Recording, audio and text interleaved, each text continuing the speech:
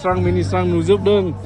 गोथाव दा गोथाव दे फरायना माबा मोदैयासो र' गदों आंखौ गखायो खस्थ'मोन नालाय गोदो हाजोआव जाखांबाय नोंसोरलाय मयनि गोजोनफुरि नोंसोरलाय बारलांबाय मन्दलिया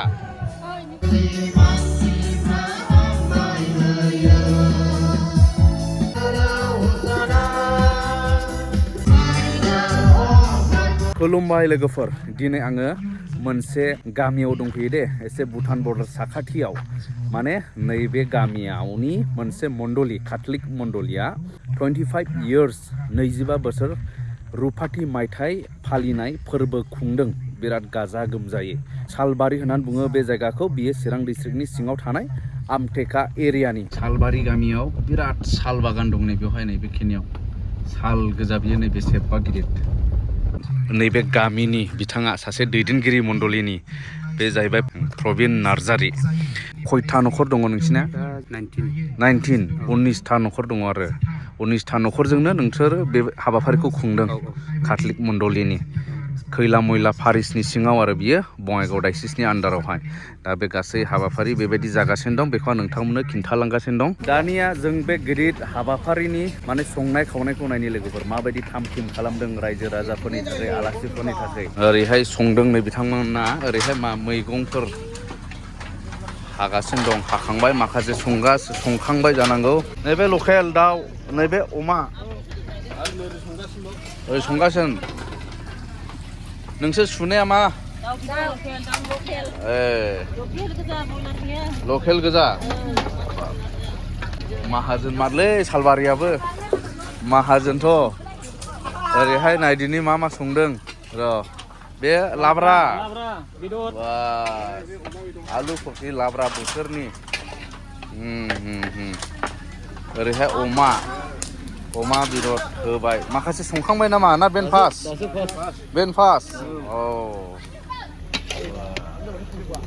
आच्छा नैबे दालि बा मोनबायानो नामा दालियालाय ओरै नैबेखौ मा होनो टमेट' बर'निलाय माथो होनो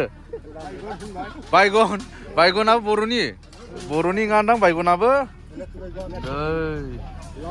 लामभेरा गिदिर जात खय केजि जाखो बिदना गासै अमाया महनब्रै 4 मन 4 जार 16 160 केजि ओमफ्राय लकेला बेसेबां अजना 1.5 मन अब्ला काथलिक धोरोमनि गोनांथार हाबाफारिया जाबाय जायखौ बुङो मिसा बुलि बावनाय लोगोफोर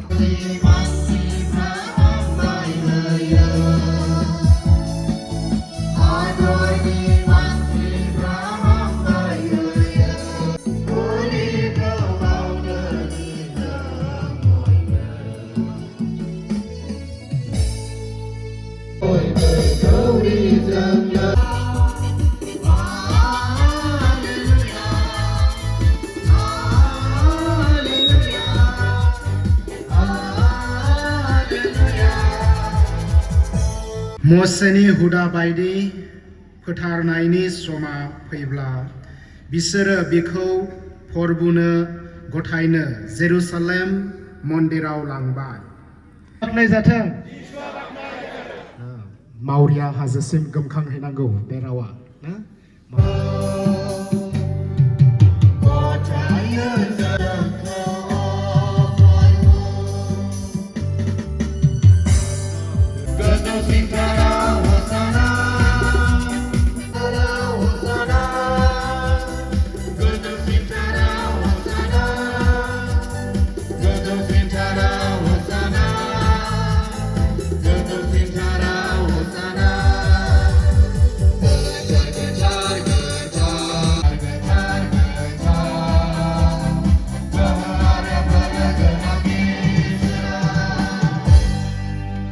आरो बेफोरखौ गोथार खालामथों जेरै बेफोर जोंनि थाखाय प्रभु जिसु ख्रिस्टनि मोदोम आरो थै जानाय बायदि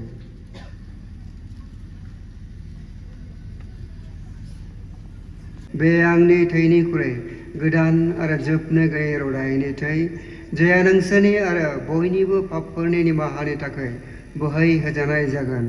आंखौ गोसोखांनो बेखौ खालामबाय था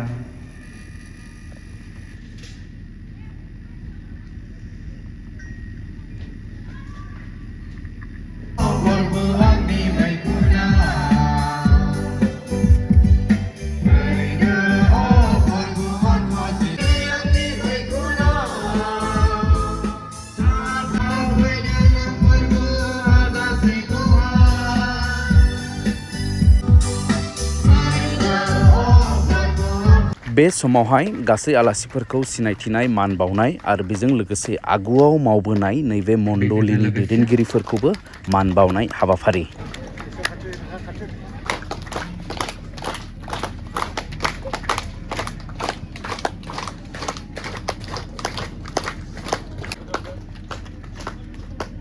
बिथांनिया रबिसर नार्जारि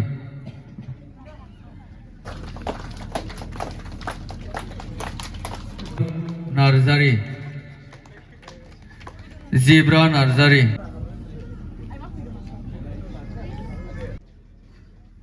मगासे लेट दा बिथांनि नखरनि जायखिजाया फैनो थाखाय खावलायदों सन्थलि नार्जारि जासिदफा नार्जारि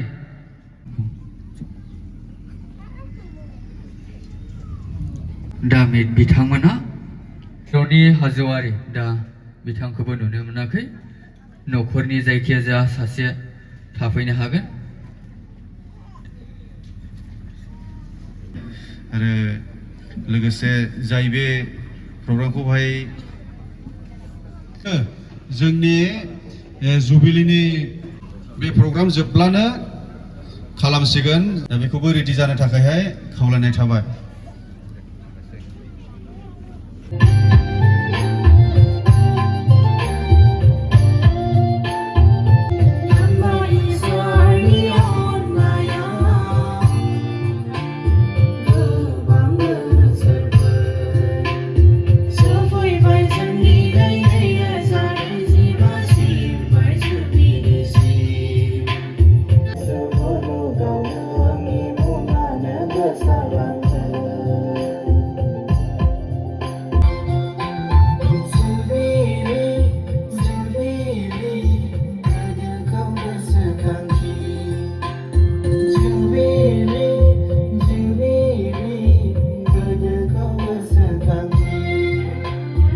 अब्ला गेटनिफ्राय हाबलांनानै नायदिनि डेटआथ' दिनैनि डेट जाहैबाय नै 2 फेब्रुवारि 2025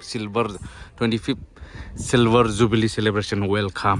नैबे ममबाति गिदिर-गिदिरजों वेलकाम खालामदों नै ओमफ्राय दा हाबाफारि जोब्बाय नै एबारसो आङो साजायनायफोरखौ एसे दिन्थिनि माने मिसाबुलिया जोब्बाय नै ओरै फिरफिला ओरैबो फिरफिला थारमाने बेयाव जानो हागौ 25टा 25टा बोसोरनि 25टा फिरफिला ओमफ्राय बे जाहैबाय मेन पेन्डेल साजायनायखौ नायदो एसे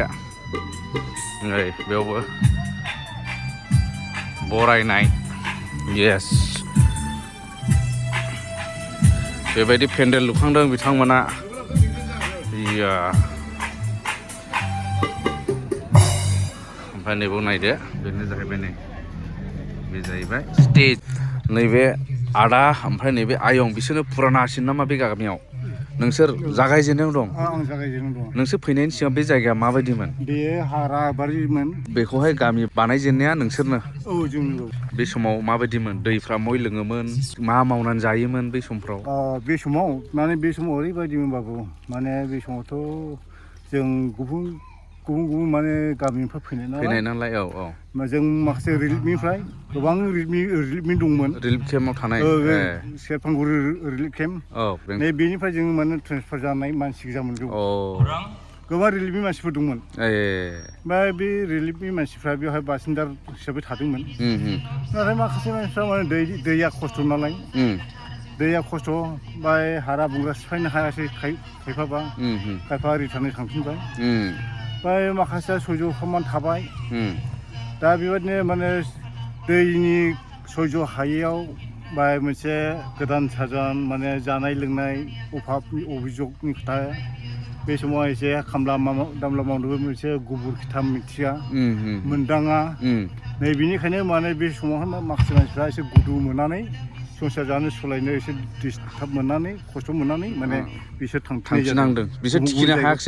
हायाखै नोंसोर थिखिनाय मानसिफोर खिन्थु जों थिखिनो हानाय मानसिफ्रा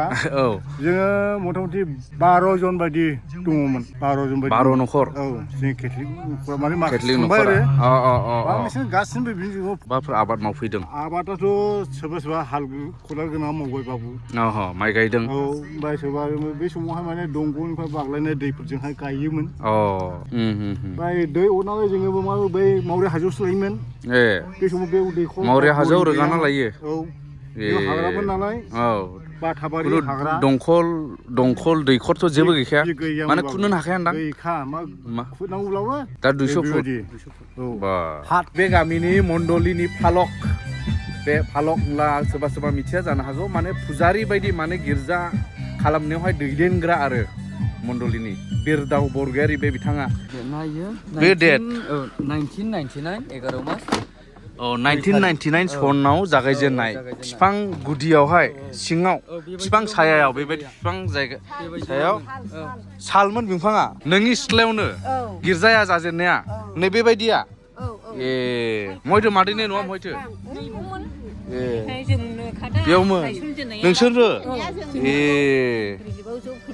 रिलिफनिफ्राय फैदों एसे जोंनि उनाव नोंसोर फार्स्ट फैजेननाय माबायदिमोन जायगालाय बुहुद ओंखारनांखानामोन बुहुद आंगोरमोन दा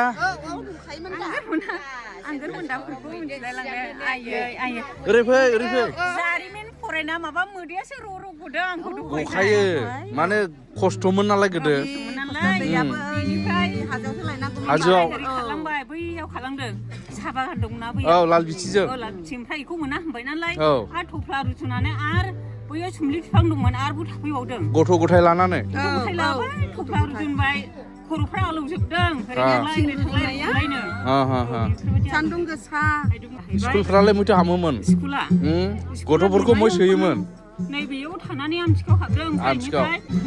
जायखिया आमथिखायाव हाबहैलायोमोन गथ'फ्रा ने स्कुलाथ' गैखामोन नालाय औ ओमफ्राय गामिखौ नोंसिनो सालबारि लाफैदों सालबारि खामोन ना सालबारि लाफैदों सालबारि सालाथ' दं दाबो नै हरै बोसोरथाम महायमोन रिलिमा नोंसिना उल्थाफानियाव हादानाव थाहैदोंमोन ओमफ्राय होखार जानानै रिलिफ थाफैदों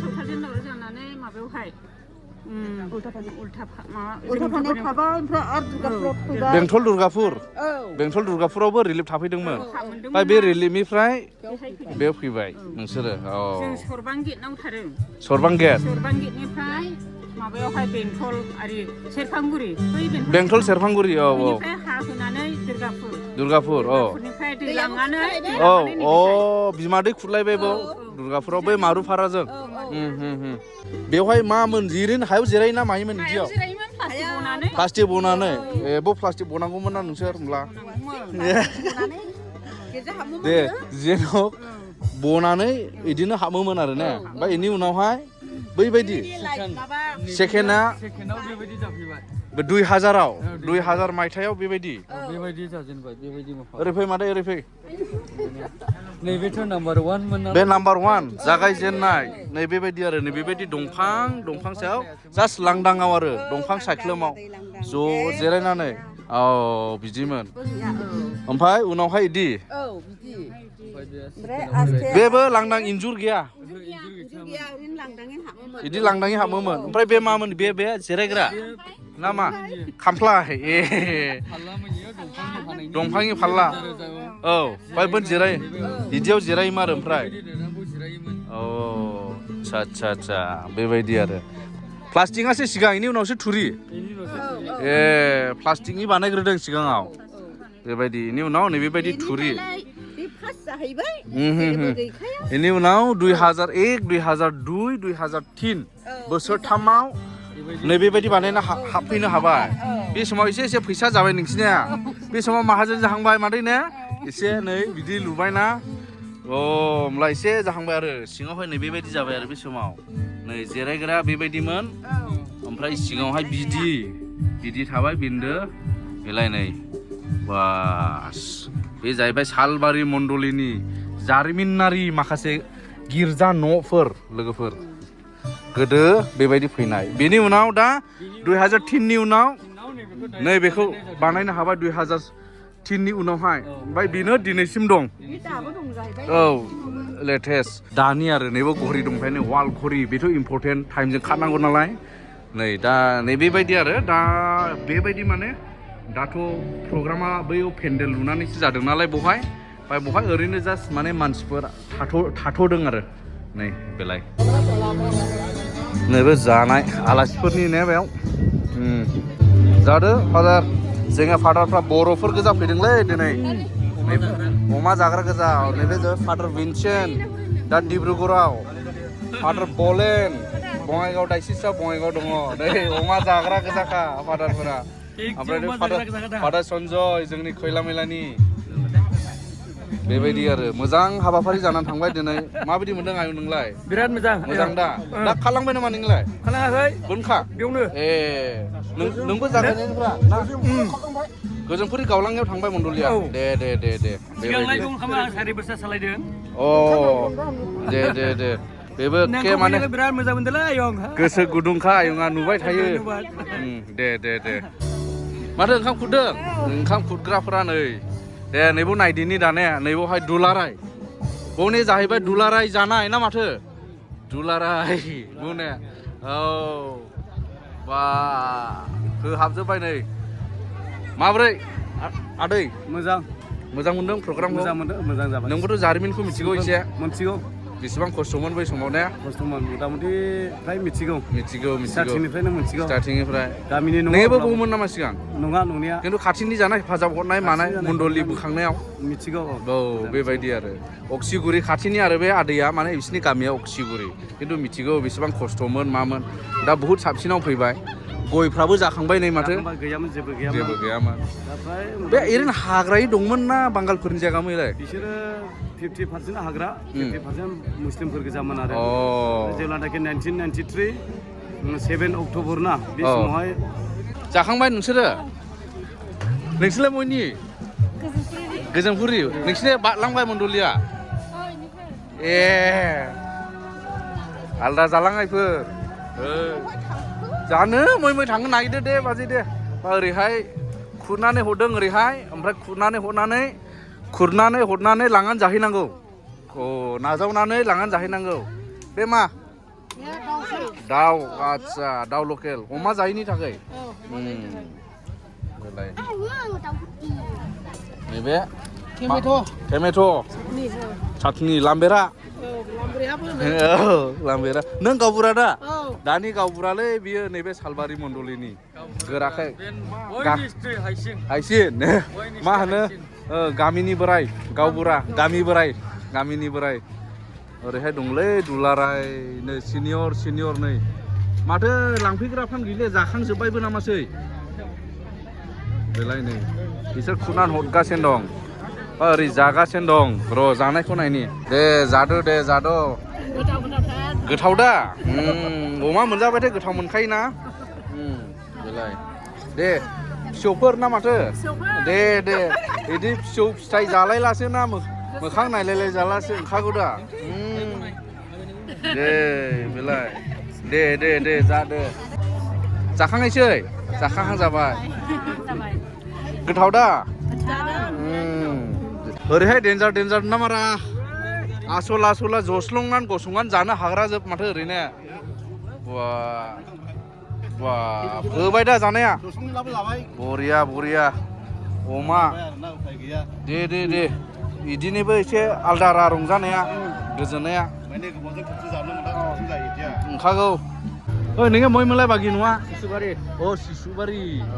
नों फाल' ना गावबुरा फाल' सिसुबारि मण्डलिनि नोङो मा मोनलाय नामा शिबु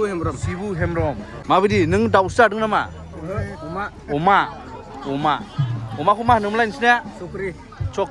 चक्रि जिल दे बे जाहैबाय दुलाराय जानाय लोगोफोर जागासिनो दं मानसिफ्रा माने बयबो गोसो होनानै जादों जानानै गोजोनदों माने मिनिस्रां नुजोबदों गोथाव दा दे मयथो नोंसिनिलाय सेसा बाजार ए सेसा बाजार सेसा हमनानै जाग्राफोर